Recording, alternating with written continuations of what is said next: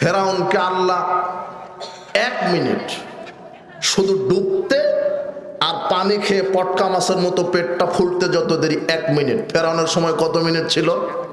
1 minute.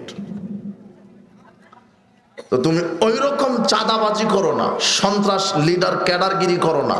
ক্ষমতা চিরদিন থাকবে না, ক্ষমতা চিরদিন থাকে না। আল্লাহ তোমাকে কোরআন এবং সহিহ সুন্নাহ ভিত্তিক আগামীর দেশ পরিচালনা করার তৌফিক দান করুন।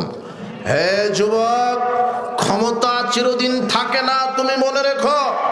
আজকে ক্ষমতা পেয়ে তুমি মানুষকে মানুষ মনে করো না। আল্লাহ তোমাকে ছাড় দিচ্ছেন এ কথা ঠিক, যখন ধরবেন তখন ছাড়বে না। আদ সামুদ জাতিকে যখন ধরেছিলেন ছাড়েনি, ফেরাউনকে যখন ধরেছিলেন ছাড়েনি, আবু জাহেল উতবা সাইবা মুগিরা এদেরকে যখন ধরেছিলেন তখন ছাড়েনি। তুমি ইতিহাস থেকে শিক্ষা গ্রহণ করো, ইতিহাস থেকে শিক্ষা গ্রহণ করো, মানুষের উপরে জুলুমবাজি করো না।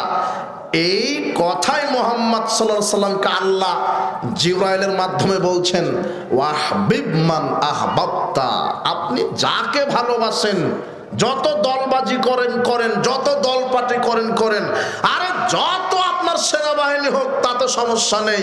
ফাইন্নামা ফারিকুহু, কবরে একাই আসতে হবে। কবরে কিভাবে যেতে হবে আপনাকে? কবরে একাই।